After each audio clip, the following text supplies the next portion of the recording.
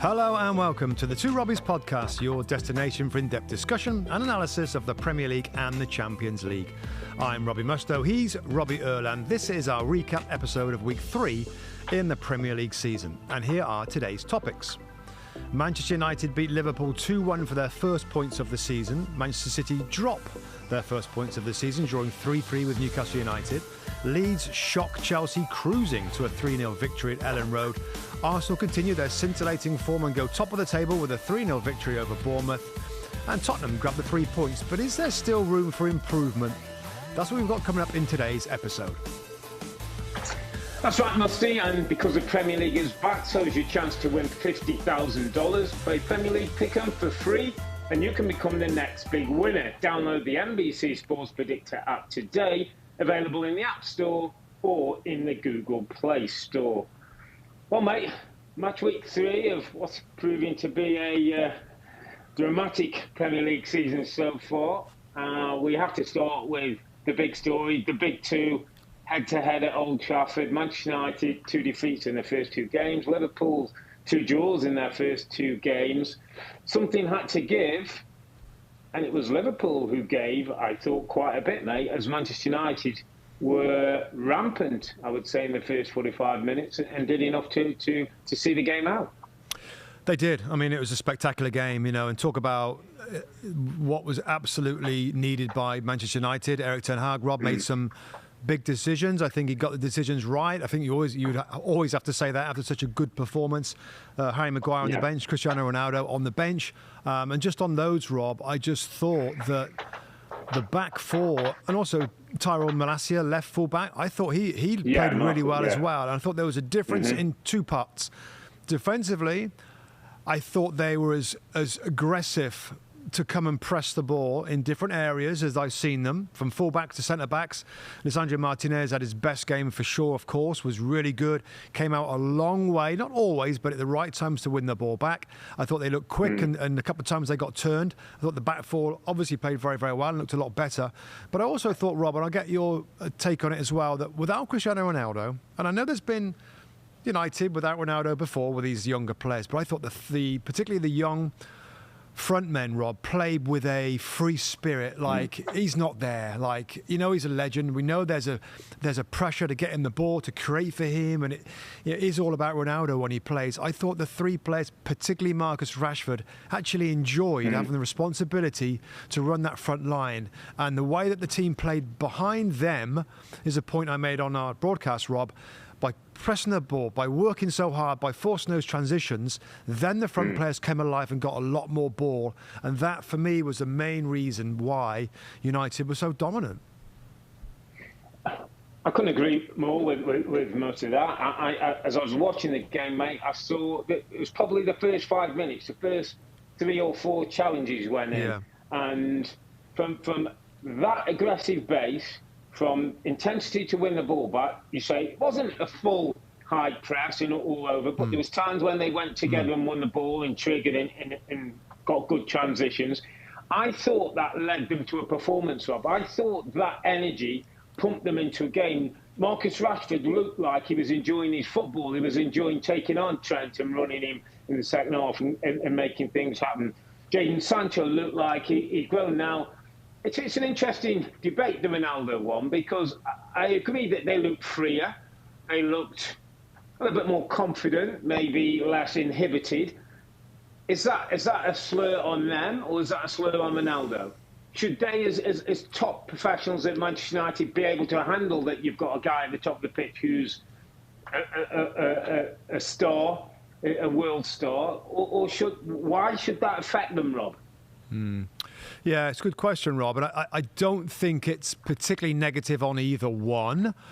In some ways, I think it's like a natural response. It's not Ronaldo's fault that he's that type, and he's very single-minded and demanding and central and dominant in that regard. I mean, you can't criticise him for that. It's the way he is. And I don't know whether you can criticise... Yeah, maybe you can. Maybe you can, Rob. Maybe you can sort of say these... I mean, but it's got to be so difficult when it's this guy at this club. Have you ever had that, Rob? Have you ever had that, Rob, where somebody's been that dominant in the dressing room? I tell you what, there's 2 players who I can say, and John Fashanu in my time and Vinnie Jones could affect some players. Yeah. And Jonesy and Fash were very much for the team, very much about winning and all the lads being together. But some players around were a bit inhibited, like would want him to pat them on the back all the time, and that was again more, I would say, their issue than Vinny's or Fash's at the time, because Vinny and Fash do what Vinny and Fash do. Well, I do have a case, Rob, and it's Ravanelli. Fabrizio Ravanelli. We had this Italian striker come to our club, big fee, just won the Champions League final with Juventus, came into our club, and he was a super dominant, demanding forward. And I think he affected some players, particularly the defenders, because he kind of criticised the defenders. It affected our team spirit a little bit. I was okay. I did my job in midfield, and I don't mind it because I can feed in the ball. That's what I want to do anyway. Yeah. But I think it's a good question, and I have to say, now was that our fault or was it Ravanelli's fault? It's just the way things are, and I guess that comes down to signings, recruitment. Does a player fit the squad, fit the team, and et cetera, et cetera? So that's an interesting side note. Yeah. But do you? I mean, with no Maguire, no Ronaldo, I think we're obviously thinking now that this looks like a strong lineup for them going forward, and there's no reason to change too much now, surely. No, listen, it's about consistency, and Ten Hag talked about it. That's 1 week, and we've got to show. And last week against Brentford, it was very different for 45 minutes. Today, that's the standard. That's what they've shown.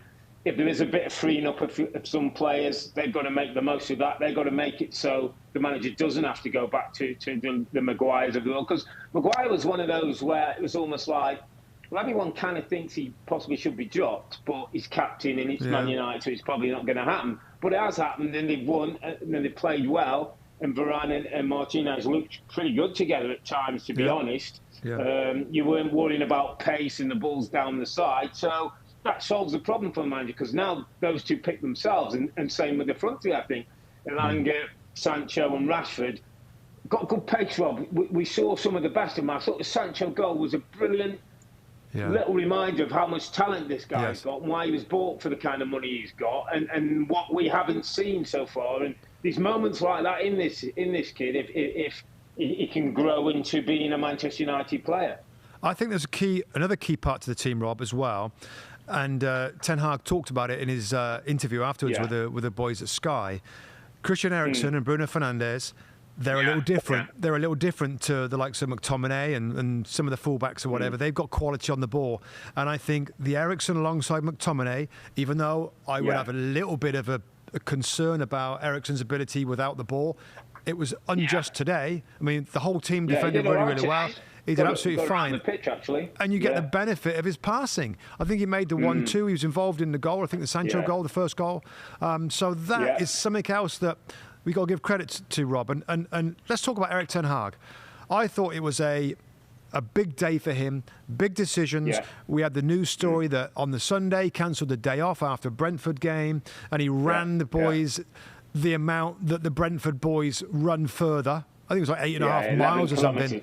So it's kind of 11 kilometres, apparently, Right, So it's kind of basic, kind of almost punishment, but so what? So you had that, you had big decisions, and you had, the reaction that we all expected, Rob. I mean, if you can't get a reaction after those two performances at Old Trafford against Liverpool, then there's a problem. So I just thought, okay, well done, Erik Ten Hag. That's kind of the starting point for you. This should be the foundation that I talked about, Rob. Like, I want to see something. I've got to see some kind of sign of progression, stopping the free fall, this awful kind of vibe around the club. And we saw it with the effort and the intensity. Isn't it crazy, Rob? Is it not?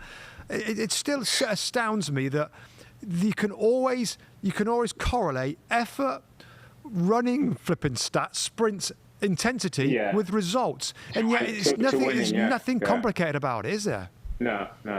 And everybody should do that as a given, Rob. And then your quality, your tactics, your individual ability come out on top. And that's why Man City and Liverpool and the past in Chelsea have shown to be the best 2-3 teams in the league.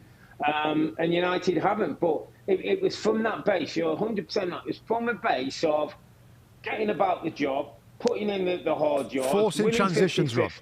forces transition, turning the ball over and Right. making out. We'll talk about Manchester City a little bit later. Similar situation, where you force transitions on a good team. Right. Okay, how good your players are, mate. You force good transitions and hit people with pace, you cause them problems. That's what United did today. And the other thing that stood out to me today, Rob, a little bit towards the end of the game, and we've had 2 or 3 weeks of pretty negative Manchester United team, Manchester United ownership, Manchester United situation, signings and that. There was a spell when the crowd were into it, Rob. The team were playing as you would expect at least a Manchester United team to play, with real fire against Liverpool, one of their greatest rivals. And all of a sudden, Rob, I kind of felt, you know what? For all the criticisms, this is still Old Trafford. This is still 70,000 people who support the football club and get together. And this isn't an Old Trafford. We've got to stop forgetting that it's the building and it's dilapidated, it's falling behind. Yes, I get those things. Yes, those things can happen. But when 75,000 people get behind the team and the team are responding in the way, it doesn't matter about the building, mate. It doesn't matter about your training facility. It matters about, everybody being together and feeling it. And there was just a feel about United today that was better on and off the pitch. And maybe some of that's been, one or two big name players weren't involved who maybe can affect that atmosphere on and off the pitch. But I just felt it felt like, you know what, that's what United used to be like. That's what United is at its best. Yeah, absolutely right. But again, and Lee Dixon said it, he said it in his manager, George Graham, of the olden days, would come in the dressing room after the game and say, well, where was that last week? And where was it the week before? So there has to be a sense. And to be fair, Ten Hag did say we're humble. It's almost like a starting point to go forward. So that's really important. Before we move on to Liverpool, Rob, I do want to ask you about the signing that was unveiled today at Old Trafford. Casemiro, I think the fee raises to something like, with options and stuff, like $85 million, I think it was, or some very high number for a 30-year-old. What are you what are you thinking about this signing for Manchester United? Well, I'm going to go down the positive route, mate. When I've seen him in the white of Real Madrid, and I've seen him, I know it's next to maybe better players, you say Kroos and Modric. He's been a really important part of what they've done and what they've won. I think he's got such respect that the club almost allowed him the move when they would have kept hold of him. Yes, he's 30 years of age, but right now, Rob, if he can give me 2 years of stability, if he can sit behind maybe an Eriksen and a Bruno, as you're talking, in a formation, I'm okay with it. It's a little bit over the odds, but that's what United are going to have to do now. It's they're under pressure. There's 9-10 days left in the window, so anybody they come for now, they're going to be paying over the odds because they're United and because of the situation. But I think it's good business, mate. I think it's the right kind of signing. Yes, I know it. Listen, a Declan Rice for possibly similar money, similar wages, maybe a bit more money is an alternative that would be better over the long term.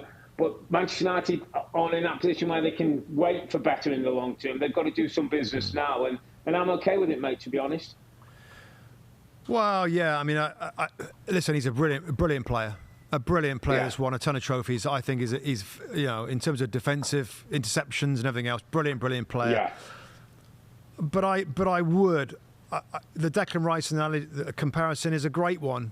And I think with his £350,000 a week wages, Rob, I think the whole package comes to like 140 million.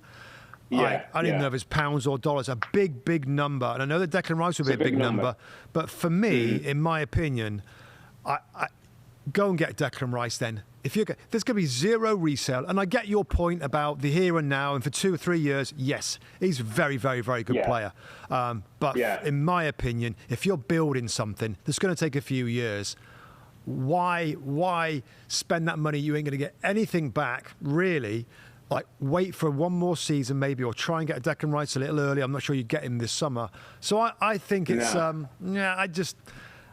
love him. I love him as a player. I remember we've done a Champions League podcast, Rob. You know what I mean? And I remember saying, God, Casemiro is so important. What a player, And he is a great player. But, wow, I guess you got to have some money to be able to write off $140 million.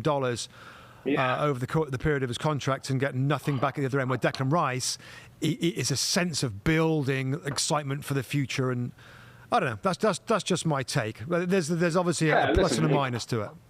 And you know, it's a case of I just think because of where United are now, they're almost forced into some things that they've got to do to improve and to close that gap.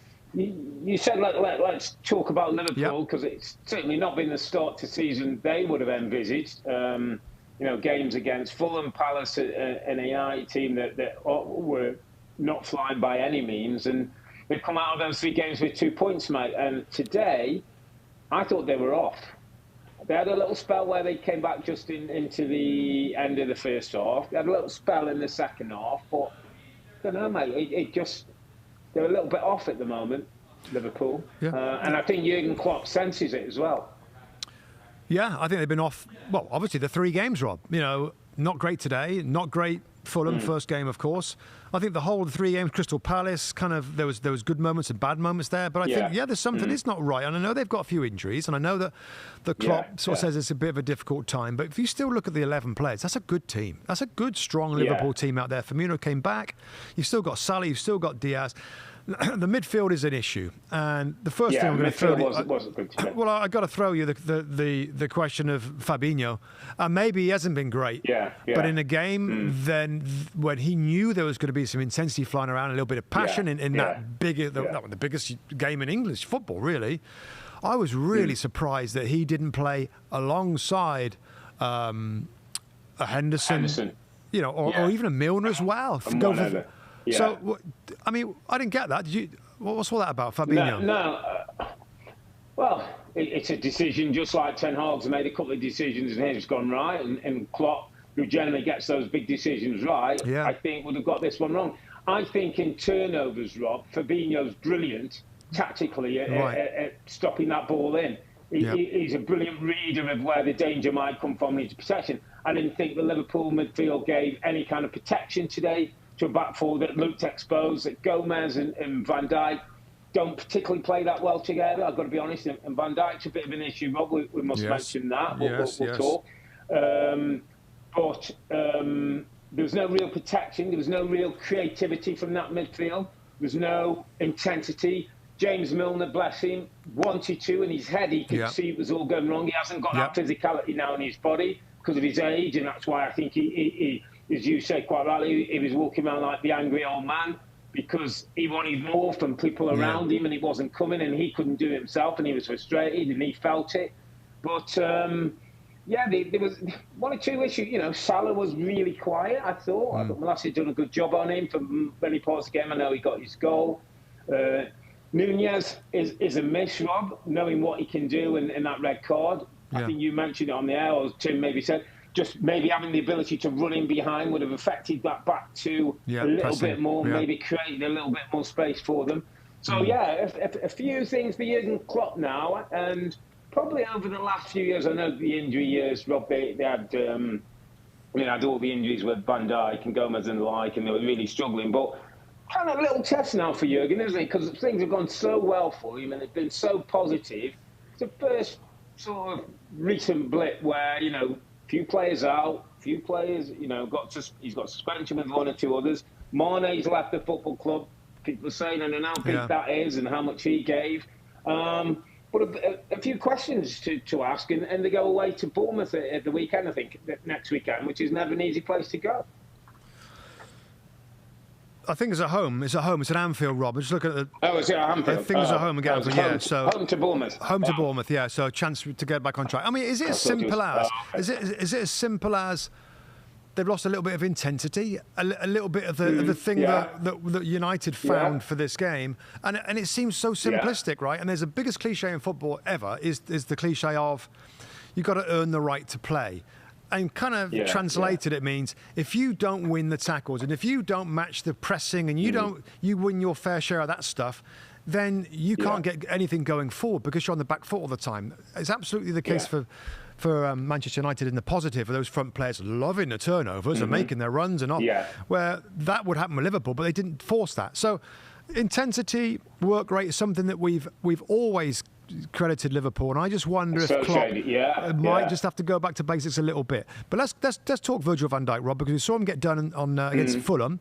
Wow, he dived in and created the foul. When James Milner got on his face today to say, "Come out, you have to close out there, close down, then come out of your position instead of just standing there with your arms on your sides." He seemed a bit. Didn't seem. I don't know. Didn't seem passive, fine. I thought he was passive, Rob. Yeah. He's very casual at the moment. Very casual, which is turning into sloppy. Yeah. Listen, he's been outstanding for Liverpool since he's come in the football club. You can count on one hand the number of bad games he's had. So on that week, you've always got to give him a bye, and people's form, even great players' form goes a little bit up and down. The disappointment has, like you say, Rob, that kind of proper real defending, which he's a master at. When he gets his eyes down on the ball and he crouches and he's concentrating, and it's almost like, you will not pass. That looks like it's gone. That hasn't started. That hasn't kicked in this season yet. He's almost this season a little bit like, I'm the best centre back in the league kind of thing, aren't I? And that's not how he built. That's not how he got that reputation. He got the reputation through doing all those things, through marshalling the back four, through making sure they kept clean sheets. And as you say, when Sancho comes today, he comes steaming out and goes full body launch into the ball, which is I don't know, that's not lack of intensity. Sometimes that's lack of the mental approach, Rob. Is he in the right place to start this season? And it becomes a little bit infectious. And I like the Milner thing with him, to be honest. And I'd have been more disappointed, upset if that didn't happen, because it shows that Milner cares. And that's why he's important to the football club, even though playing-wise he might not have as many minutes as others. You're absolutely right. And Milner could see what was going on around him, and he was, and he was frustrated, and for many reasons. Yeah, maybe Klopp, Rob's got to go back to a little bit of basics, remind them what got them to where they are right now, and that is roll the sleeves up and super pressing and super hard work to get back on track. I'm sure they will, but wow, that's a really a surprising. I know we're only 3 games in, but to see Liverpool with only 2 points is pretty jarring. Well, it's the performances, though, Rob, isn't it? The points are one thing, but the performances have not been Liverpool-like. It's almost like it's a bit pre-season. They haven't really got out pre-season mode yet. But Jurgen's great in the dressing room. He's got a week to work with him, as you say. I think you're at home to Bournemouth next weekend. They'll expect plenty more at Anfield and for them to do the job. Shall we move it on, my friend? Yes. To the other team in Manchester. Manchester City, who many think are going to go on and win their 4th title in 5 this year, got something of a bloody nose up at St James Park against Newcastle. Ended up 3-3. Newcastle were up 3-1. City did come back and make it 3-3 in the end, but it would probably be seen as drop points from City's point of view. Although I have to say, I thought Newcastle were excellent in the game. Outstanding tactics, outstanding performances, and I thought gave 1 or 2 teams in the league a little bit of a blueprint. How, with good tactics, good setup, and a little bit of confidence, these ways and days, you can affect Man City. Yeah, I thought it was an off day for Man City, Rob. I thought their football wasn't as safe and slick and secure as normal, which I say every single time for Man City, because that is the way that they don't perform when they concede goals, is when because they expand so much in possession. If somebody makes a mistake, my goodness, they're out of position defensively. I thought that happened a lot. I mean, Newcastle could have had a lot more goals, particularly in the first half. Absolutely. Very open, Man City. Very, very open. If you looked at their back line to their front players, my goodness, it's almost the whole half. Yeah. So a real, I don't know, just an off day with their football. And then, of course, you've got on the other side of things, Alain Saint-Maximin playing the best I've seen him play in a Newcastle United shirt. Absolutely, tormenting Kyle Walker, which is something we didn't often. I mean, he had a hand, he had his fingerprints on every single goal, Saint-Maximin. And to the tactical thing, Rob, I think you're going where I was talking about as well, where we know those fullbacks of City come in field to get involved with the possession, right? So that means there's spaces that there's 2 defenders back. Now, if they give the ball away in their build-up play, those fullbacks are often out of position. But you've got to have players that are in those spaces. And I think Eddie Howe, fair play to him. I think he said to Almiron on the right-hand side and Saint-Maximin, you know what? Be ready. Be ready to jump into those areas when it turns over. And that happened time after time after time. I think Tim picked it up initially, Rob, and he's absolutely right. There were spaces there to get in behind, and when City's football broke down, that's where they hurt them. Newcastle United were excellent. Not a deep line, not parking the bus. A lovely balance of being compact, but ready, willing, and able to jump into those areas. Yeah. I saw Guimaraes. I thought he did a good job on Rodri. They're trying to get Rodri in that central position to dictate it. 2 or 3 times he jumped right on top of Rodri. Didn't allow him to start the build-up play for City. So there started to be lack of real quality, turnovers, as you say, the threat in the wide areas. I thought Eddie Howe and his team did brilliantly well, and obviously he would be disappointed, to be 3-1 up and maybe to end up a 3-3 draw. But it was interesting that Pep said after the game, you can see the work that Eddie's doing. There's a power coming to Newcastle that's going to, affect the league and grow in the league over the coming season. And it was interesting, I was looking at a few stats after the game. Apparently, in City's defending third, Newcastle won the ball 9 times, either turnovers, nicking the ball, or pressure. And apparently, there's only been 1 game since Pep's been in England that's happened more. Wow. So, it shows the credit to what Newcastle were doing and how they were doing it, that they were getting there. And they had 7 shots on the day, 5 on target, which apparently against City is almost unheard of. Yeah. You don't get that many looks in their goal because people are generally so far back defending. Yeah, and they pass the ball so well. Yeah, that you're not getting a chance if you don't have the ball. Yep. So I just thought great credit. We got it. While we say it was a disappointing day for City, I think it's one of those great credit for Newcastle. And the other thing I was thinking about, Robin, and it's going to lead me to my underappreciated player of the week, is a lot of this, what Eddie Howe's doing, isn't probably how most people thought things were going to go, Rob. We were hearing the likes of Neymar and Mbappe and Ronaldo, and, wasn't it? The new owners come in, we know that they've got a shed load of money, and we're thinking, well, all the big names are going to come in summer. It's been slow, progressive, well-coached, intelligent football that's got them where it's got them, that's got them a respect back in the league. I think if you're a Newcastle fan, you couldn't be happier with things of how they're going and how the team looking, how the manager is. And my underappreciated player of the week, my friend, and Saint-Maximin would have been, but I think he's more appreciated than if you talk about Newcastle, people talk about him. I'm going to go with Miguel Almiron, my friend. Oh. Miguel Almiron. And why I think it's different, because I think there's a stage where he was almost a bit ridiculed coming in. He came in from Atlanta United. I think it was around $30 million, January, the winter 2019 window. And somebody in the media said, he's a bit of a headless chicken. And that almost became a bit like, he just runs up, down, he doesn't know what he's doing. And then the other thing that really struck me, Rob, and I've followed the story through, that I don't know if you remember towards the end of last season when City won the title, and Jack Grealish made a little bit of I thought, a classless remark, say, people were thinking like Miguel Almiron, I run up to people and don't know what I'm doing. And he said he was quite derogatory about Almiron. And apparently that got back to the Newcastle dressing room, and it pumped them up. And certainly pumped Almiron up, scored the goal, was a threat when they won the ball, gave them something outside.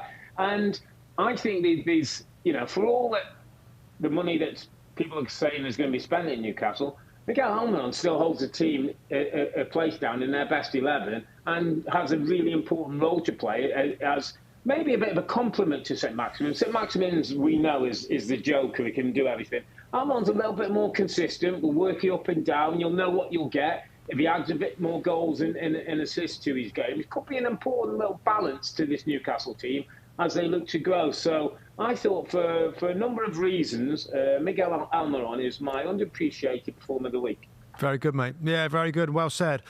Also, I'd quickly add on to that before I move on to a couple of others that I think deserve a mention. Is he wasn't in the team with Eddie Howe a lot last year, Rob. He's had to kind of force his way back into the side. He wasn't in a lot last year, and obviously there was Matt Ritchie, wasn't it? There was Willock, and people were he didn't play so much. But so great show, great show. Just another couple of players before we move on, Rob. I thought made a difference and were excellent. Trippier's free kick, by the way. Kieran Trippier's free kick, I thought, was a thing of beauty, an absolute thing of beauty. It just drifted away with that pace away from the goalkeeper into the top corner. And I think Nick Pope, you talk about, your Neymars and big names has talked about Newcastle United. Nick Pope from Burnley, what a good goalkeeper he is, and what a good game he had as well. So, very good day at St James's Park. Man City. You never know when Man City, Rob, are going to be a little off. It could be any team. It could be. It's not necessarily any of the bigger sides or whatever, but they weren't quite at it, and they realised they're human. So 3-3, amazing. By the way, it's Sunday. We're going to get onto. In fact, we're going to get onto him right now. It was a super Sunday, Rob. It was a super Sunday in the studio. Just before we go on, mate. Just before we go on, it's two up and down midfield players who would huff and puff, and we could get from box to box. But you know what I mean. We weren't really. I'm not sure we'd quite say we were top craftsmen. Kevin De Bruyne, by the way, the ball to Bernardo Silva. I just think there's some things that happen. When he first hit it, I thought, oh, he got so lucky there. How's he got that there? And then when you see it 2 or 3 times up, he gives the guy the eyes and then sticks it through his legs to get it to Bernardo Silva, who's making a run that no one else, I don't think, in the ground has seen. I mean, sometimes he does some ridiculous things that I don't think get appreciated enough, how difficult that is in that position to pick out, Robin. And I know it's just a one-off, but Kevin De Bruyne should be in, or is heading towards being in, the greatest ever Premier League 11. Yeah, I can't disagree, mate. Listen, back on that pass, it's not many times, right? Of course, we have the benefit, like everybody else, to watch the game from that high camera, the main camera that's looking at it. And it's not many times where a pass goes where you're like, oh, wow. And that was one of them. Because we see it, we can see everything. We can see the space wide, we can see the fullbacks on, we can see the little ball into the striker. But I mean, like, wow, that's special. And I didn't do too many of those, mate, in my career. Anyway, so I talked about Super Sunday. My goodness, I tell you what, I think of all the games this weekend, and I mean all the games.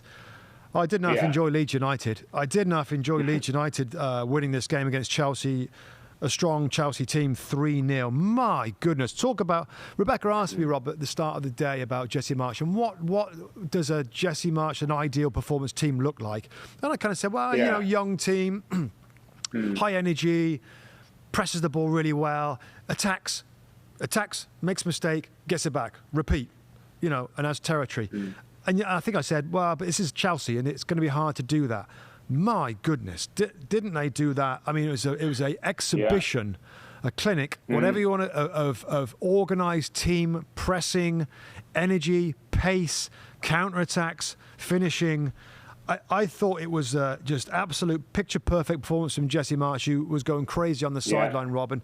And Chelsea, Tuchel can come on at the end and say, we know what to expect. They run a lot. We had to deal with it. They didn't deal with it, and if they didn't know what to expect, he didn't prepare the team very well. Couldn't live with it, could he? No. Brilliant, Rob. It's absolutely brilliant. Jesse Marsch out-deployed the way his tactic. Jesse Marsch's team, Rob, and I just wanted to bring this up because I know when we talked about Leeds under Bielsa, and I was a bit critical by saying, it's okay to be, the chaotic, intense playing, but we've got to have a tactic. And some were saying, well, it's not Bielsa, it's not going to be that guy. Well, Jesse Marsch has shown us it's doable, by the way. And Jesse Marsch has taken what Bielsa's on and put a little bit more structure in there. And now they look a better team for it, Rob. There's a basis team. I heard Jack Harrison and Brendan Aronson after the game saying, we worked with the manager. We had 2 or 3 ways of going at it. There was a tactic that we all were built on. We started that early press. We wanted to get them going. I mean, the energy through Harrison, Adams, and Aronson, yeah. Adams, and Rocker, yeah, Mark Rocker in midfield, Dan James, and Roker was incredible, mate. Was incredible. Yeah, I know. So-called world-class, top-class international players put under pressure. Koulibaly, Cucurella, Silva, Mendy for the goal is a great example of what they're all about. And this kid, Brendan Aronson, Rob, 21 years of age. He could be a sneaky little star, by the way. He could be a sneaky little Premier League star in the making. And I've gained, as we do a bit anorak. I try and look about him. He came from the Philadelphia Union to Robbie Salzburg, done well there. Obviously, he knows him. He's got a brother, Rob, apparently Paxton, who plays for the Philadelphia Union. He's got a sister, Jaden, who plays quite high-level female soccer. So it's in the family, it's in the gene.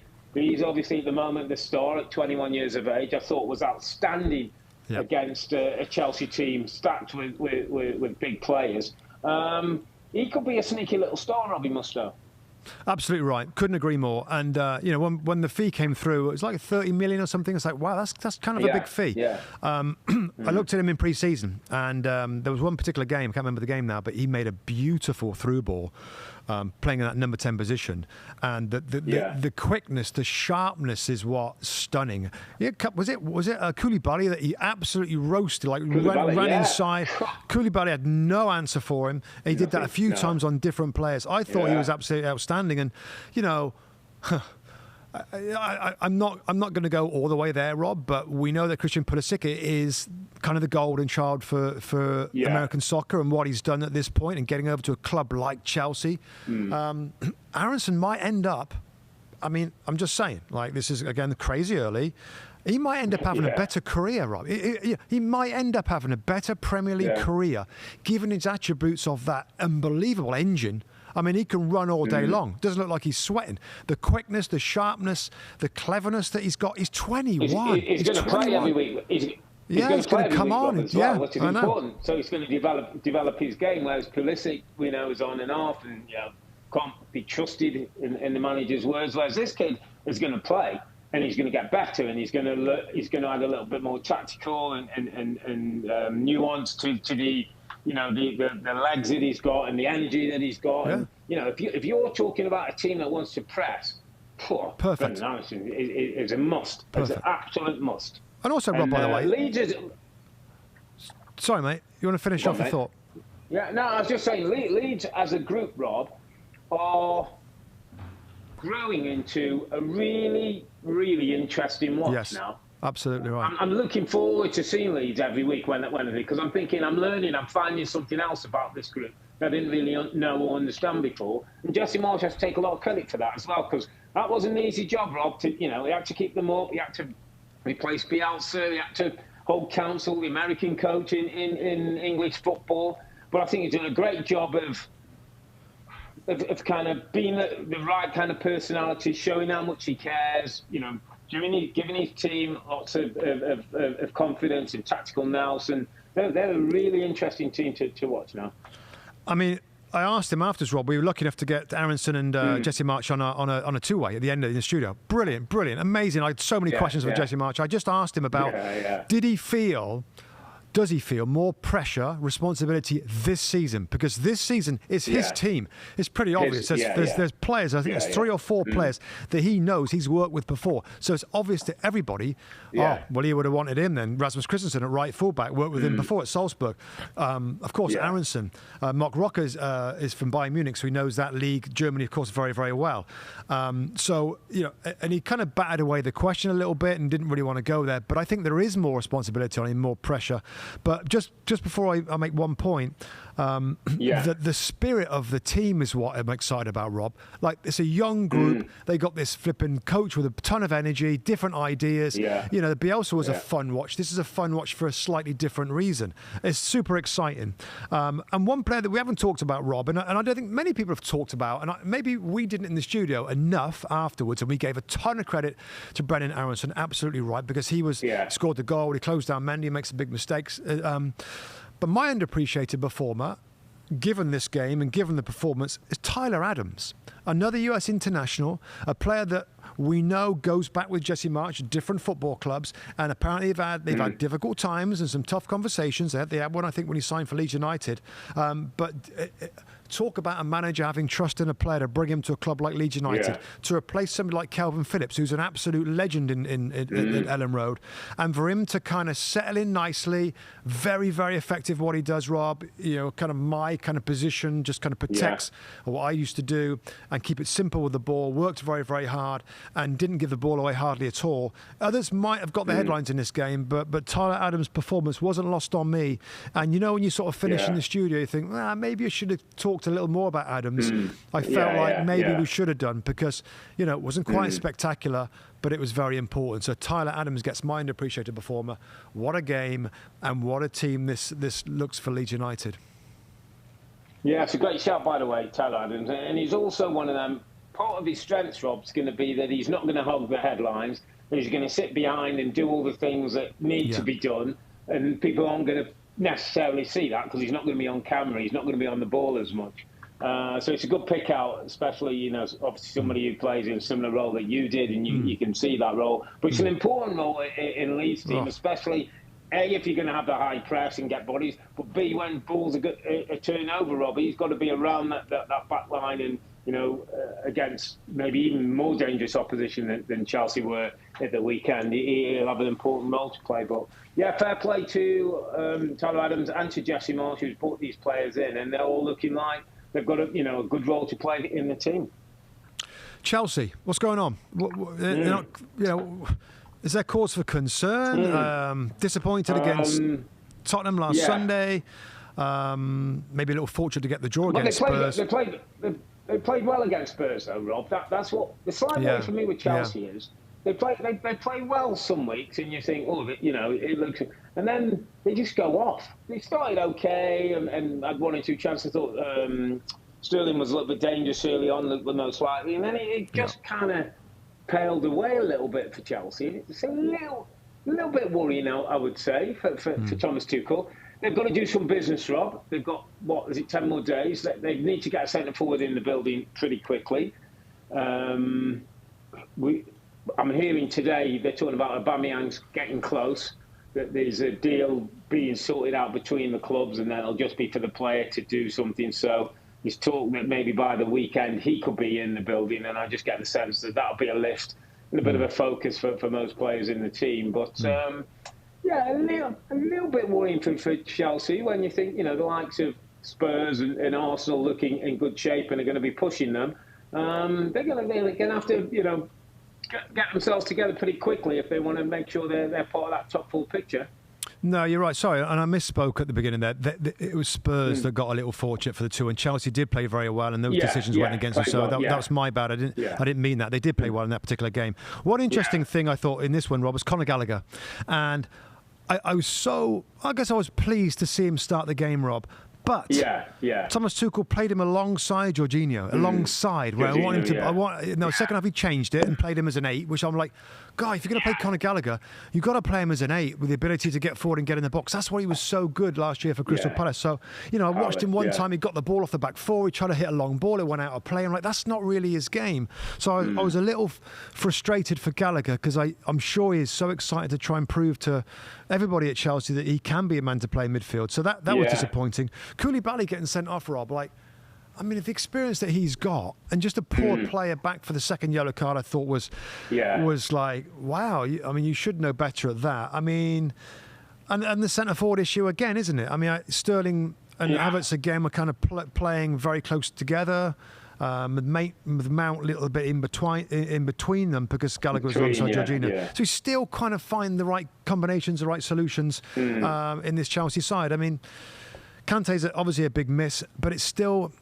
Does it go back? Does Aubameyang solve a lot of problems for him, Rob? Is that really the crux of what they could do with?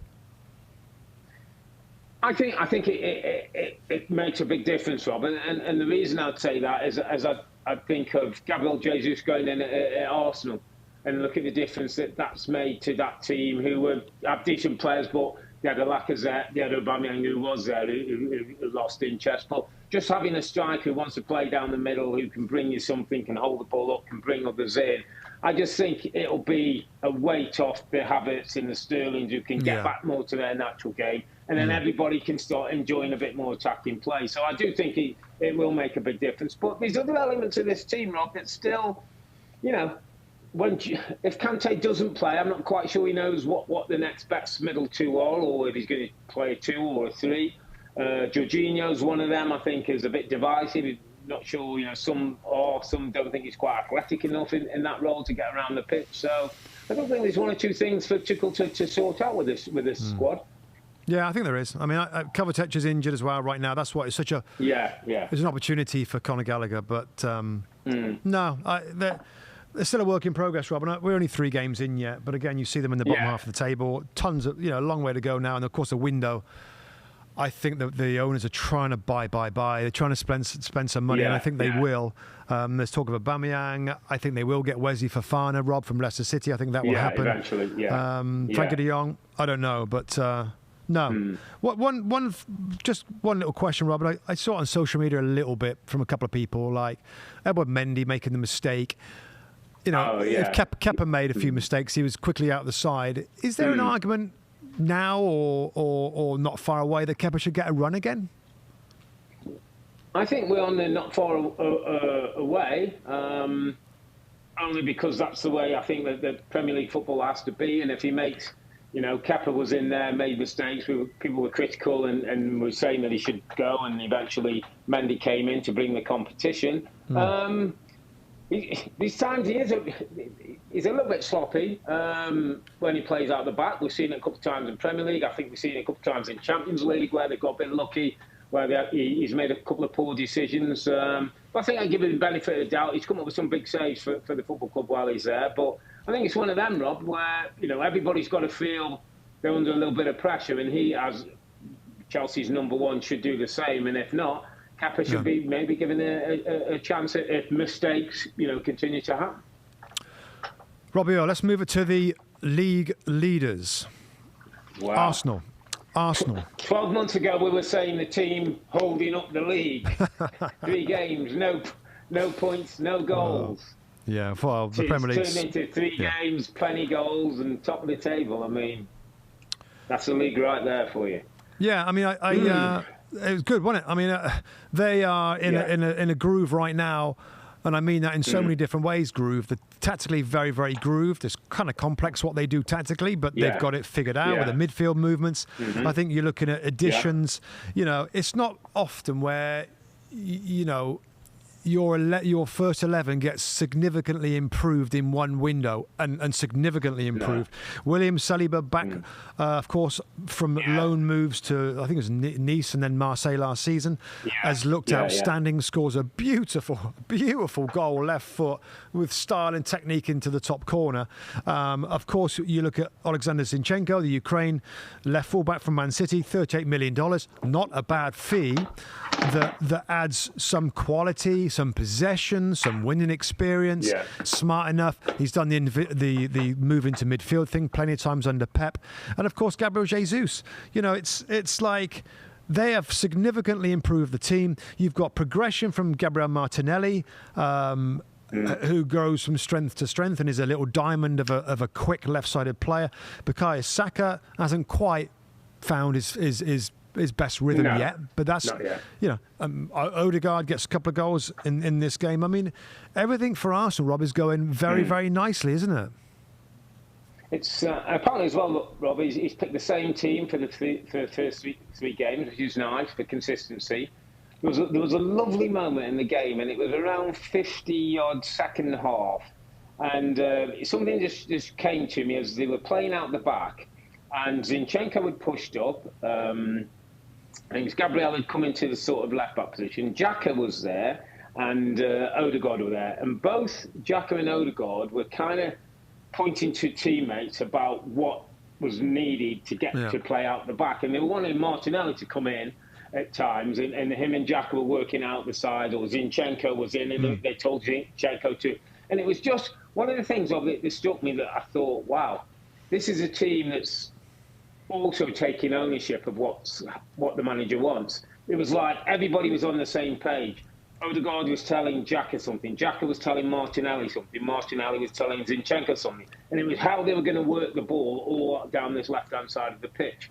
And I just thought to myself, that's the message he's getting across. When players are getting it and starting to almost coach themselves in those situations, that's when the manager can start to feel pleased that the messages are through and that the players are starting to understand what's required. And my feeling on Arsenal over the weekend was, it feels to me, Rob, like they're growing up. Felt like they were a bit teenage last year, a bit up and down, and they're going to have a few tantrums and that. You don't sense that there's going to be... Listen, Arsenal, I don't think, can win the title. Arsenal can be in the top four. I don't think Arsenal are going to have many of those days where they implode, where it goes crazy and we go, oh, what... I just think there's a maturity to this group, and there's an understanding now that's only going to get better as the season goes on. And it was interesting you talked about Saka, because I read somewhere that it was his 100th Premier League appearance already, Robbie. Was he 21, wow. 22, 100th Premier League appearance? Yeah. And another stat that, again, I was reading over the weekend, that Mikel Arteta's first match in charge at Arsenal was 2019 at Bournemouth away. And the only two players who were left in the group that played on that day, or the starting 11 anyway, I think Pepe might have been one, was Saka and Xhaka. Oh, Saka and Xhaka. Right. We're the only two players from 2019, his first day in charge, away at Bournemouth. So that's how the process has gone. That's how the changes have gone. And although many, were doubting it, and I'm talking about towards the end of last season as well as the start of this, Rob. There's something that's enjoyable to watch about Arsenal now, and it looks like the players are enjoying it too. And I think when you get those things mixed together and a little bit of self-belief in what you're doing, it does make a big difference. And listen, they're top of the table. They're 3-3. They're flying now. It's for Mikel Arteta to continue to, how's he work and keep. When success comes, how does he keep success there? We've seen him turn around some bad things. So a different challenge for Arteta. But, yeah, what a brilliant start to the season. Yeah, I mean, the only thing I'd add to that, Rob, just a little add from me is, like, I totally agree with the experience of these young players, Rob, maturing. There's some tough times last year. I remember saying in our studio, these are the sort of things that these players need, some fine ways to get over hurdles, and they're learning as they go. I totally agree with that. Early business, early transfer, players coming into the football club at the right time, and basically as well, the importance of a good pre-season. We often say, pre-season doesn't mean to... Well, it does mean something. There is something in it. If you can be grooved and you can have your starting 11 kind of figured out, that's why they started so well, because they had such a good pre-season.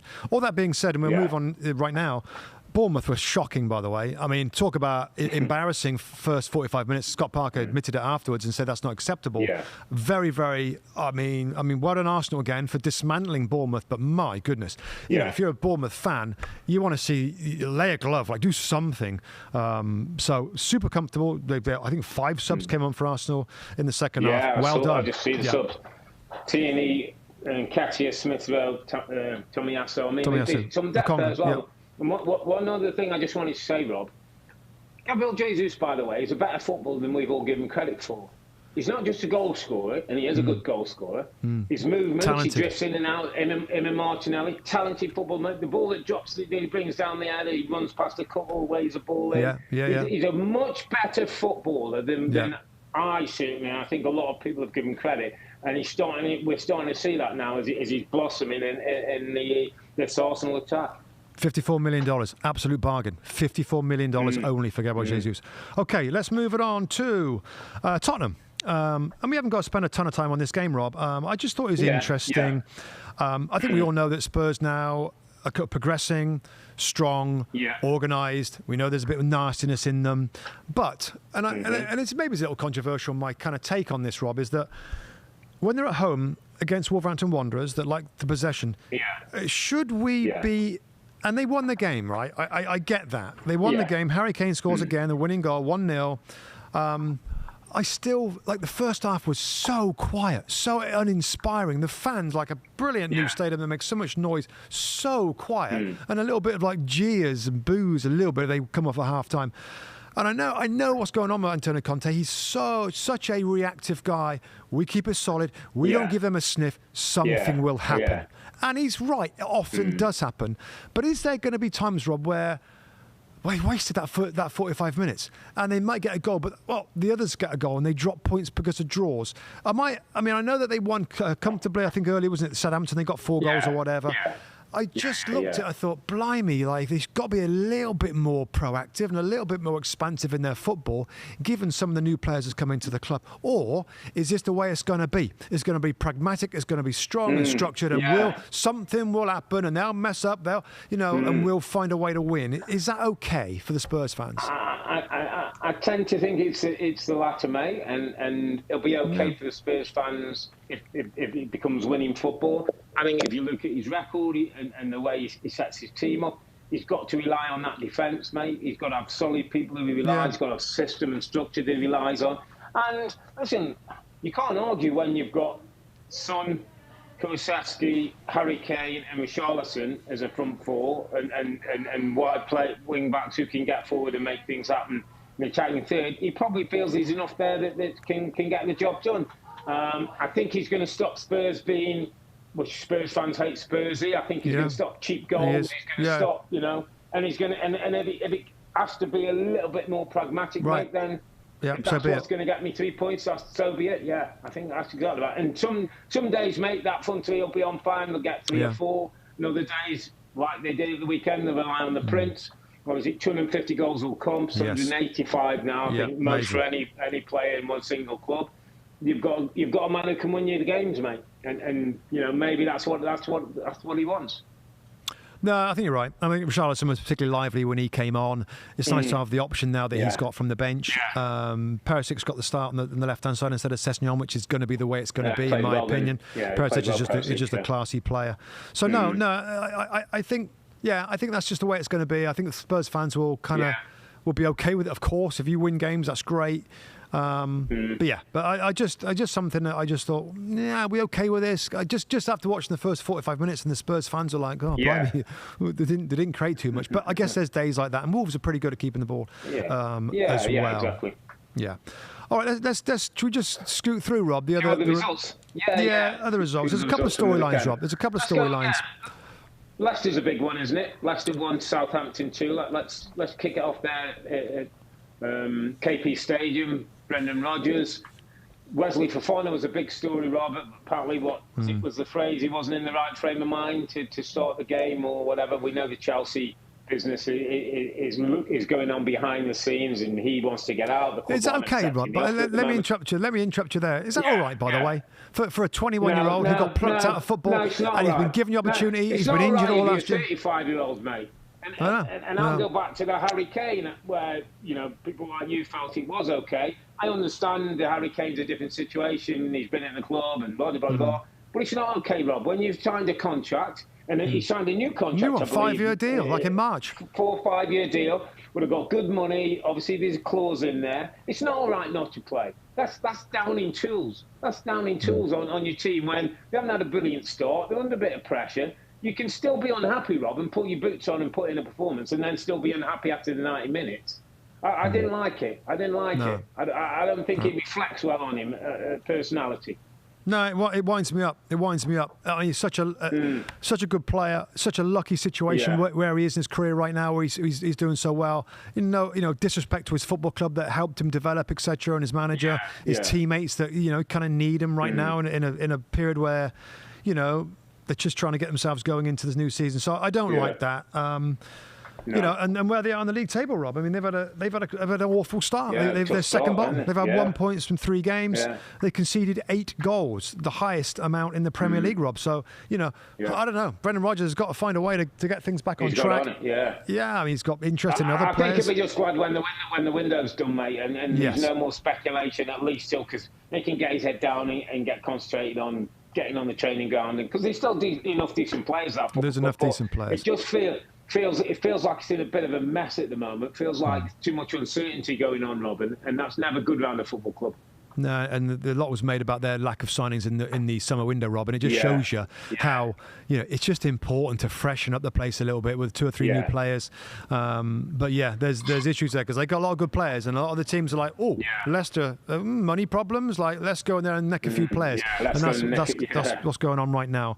I think Everton won. Forest to Southampton, just a little credit to Southampton. Now, has a little, my friend. A game. I've had him down in my bottom 3, but as ever with Ralph, he finds a way. He chucks on Shea Adams, who gets a couple of goals. The second goal was a beauty. That Wood-Prowse cross, and he gets his foot on the ball. And for all these clubs that go up and down, he still hangs in there, Ralph, doesn't he? It's something I like about him. Yeah, and I think, why I didn't have them in there. I mean, I think they absolutely could be in trouble of relegation, but I'm putting my trust in these new owners and their knowledge of the market. And again, if you look at Romeo Lavia, 18 years of age, a young Belgium kid, plays a holding position. I think he looks superb. Armel Bella Kotchap as well, another just $10 million, 20-year-old new player centre back. They've gone with youth, and he's bombed out some of the more experienced players. Romeo from the former Barcelona players out the side right now. Sakumara is another one. I think he's 18, Rob, playing up front. So it's like, wow, like they're trying to redesign this team. Went back to a system that they know before. They were going with a 3. They went back to a back 4. So I think, I think it's right to give them a mention because, he was under pressure and he needed that result. And these young players, it's all about these young players. How good are they? Are they good enough to be effective, not just to hold their end up, but to be effective in this incredibly difficult division? We'll have to wait and see. But that's a good result, and that'll give the team and the squad and the fans and everybody confidence that they can be all right in this very transitional period. Absolutely. You were talking about Everton, Goodison Park, 1-1 with Forest. Nottingham Forest skipped the lead to Brennan Johnson, his first goal in the Premier League. A Jamari Gray late goal, really well taken goal actually for Everton to get a point. Where were you with Frank and the plan and the process, and struggled last season, had a couple of great results towards the end of the season to make sure they stay in the league, but it's not been a great start again, Rob, and you wouldn't want this for them to be around too long, struggling down at the other end of the table. Well, I think they are going to be, aren't they? They're going to be, and it's going to be a difficult season for Everton. I mean, it just is. I think it's going to be a difficult, awkward watch again for the Everton fans, Rob. But with what's happened in the market, Anthony Gordon, their wonder kid, like brilliant player. Seems like Chelsea. Is that okay though, Rob? I hear you, and I get maybe that's the reality of where we are. Yeah. But are we okay now? I mean, it used to be a big 6 in Everton, and I know we're talking in the past, but that was what 4 or 5 years ago. It was a bit, you got Ancelotti as managers, and it was a pick at clubs. Are we saying now that they're bottom half club? 1,000,000%. Survival. Yeah, of course. Yeah, they are. They are. They just. Survival. Well, they are. I mean, the performances say it. The squad's starting to say it even more. It's before you sort of, well, they have got some good players, and he's there, and into Alan in midfield, or Andre Gomez, or whatever, or Charlatan. And now it's like, well, no, they're kind of losing these guys, and we know they've got some financial fair play issues, big time. Calvert-Lewin, like Dominic Calvert-Lewin, is such an important part. And I remember saying in the pre-game podcast, Rob, that my goodness, there's a lot of pressure on him. And when he's out injured for the first 4, well, I'm not sure how many more weeks it's going to be. That's going to be a problem. When we go down here, Rob, and you look at other results, right? I mean, this is the nature of the league. I mean, there's stories on every single game. So Everton, of course, Forest are their own story and doing great. And we go on to the next game, Crystal Palace. Well done, Crystal Palace. The football that they're playing. And Eberechi Eze taking on the midfield kind of star role that Conor Gallagher had. I think he looks $1 million. Aston Villa is another story. Steven Gerrard is going to have a little bit of a tough time, Rob, but he's got to find ways to get this really good squad. There the expectancy is different, Rob. It's not Everton, is it? That's not bottom half. That's top half, if not trying to get close to European football.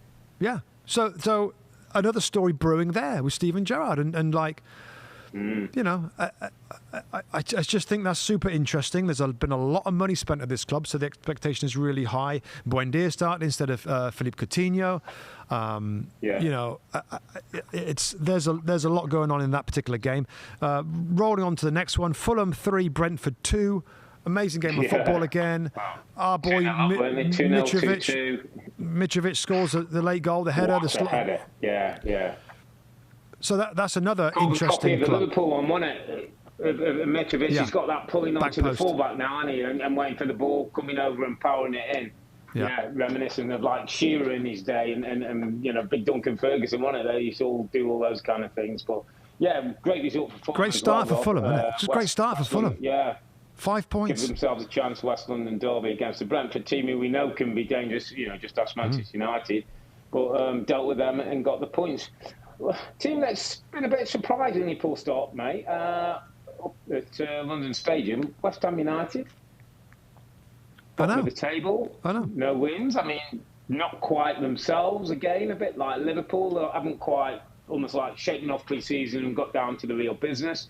No, they had a game in Europe midweek, but it's unlike a David Moyes team to not quite be at it. I think we got to a stage where there was a certain level you knew you were going to get from West Ham and the Moyes with the finishes they've had. Yeah, it hasn't really started from this year.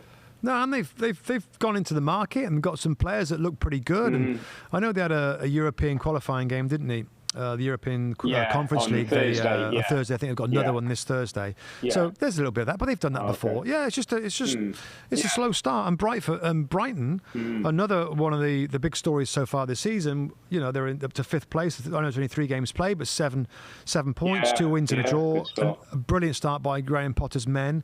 So yeah, I mean that's.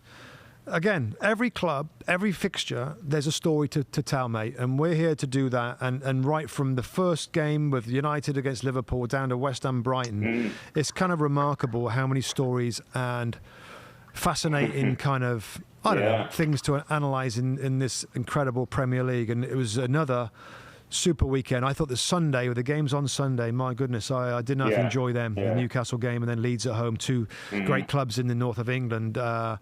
With bright managers, and that's my last point actually, Rob, reminds me, you think about that, right? That Sunday, Brighton win at West Ham, very smart, young, thoughtful coach. Jesse Marsch, I guess new to the league, obviously, thoughtful, lovely football coach. And then Eddie Howe, Newcastle United on the same day, the Sunday. Smart, thoughtful, up-and-coming coach. There's some good coaches wherever you look, by the way. And I know there's a few that are struggling right now, maybe your Lampards and maybe your Gerrards. But in terms of mid-table kind of Premier League managers, we have got some good ones, Rob. We have got some good ones. And not any long ball. Another one. Yeah, done a great job Steve there, Cooper. Steve Cooper at Nottingham Forest. Good football, yeah. There's a lot. Thomas Frank. Thomas Frank at Brentford. Some very good managers in the league right now. Absolutely. Listen, mate, Ten Hag and Manchester United, they got it done. Had a bit too much drive and intensity for a very limp Liverpool in the big game of Matchweek 3. The Gunners, they stayed perfect, 3 wins in 3. Man City dropped points to the 2, and Leeds give Chelsea a Latin at Elland Road.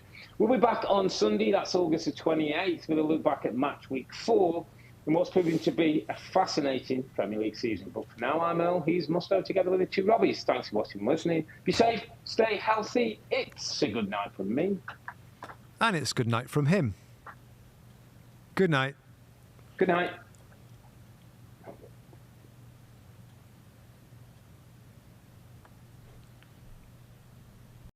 Hi there, I'm Rebecca Lowe, studio host for NBC's coverage of the Premier League. Don't forget to hit subscribe to watch more videos all season long. For even more Premier League content, from original series to live matches, head over to Peacock and be sure to tune in for Premier League mornings every weekend on USA Network and on Peacock. We will see you over there.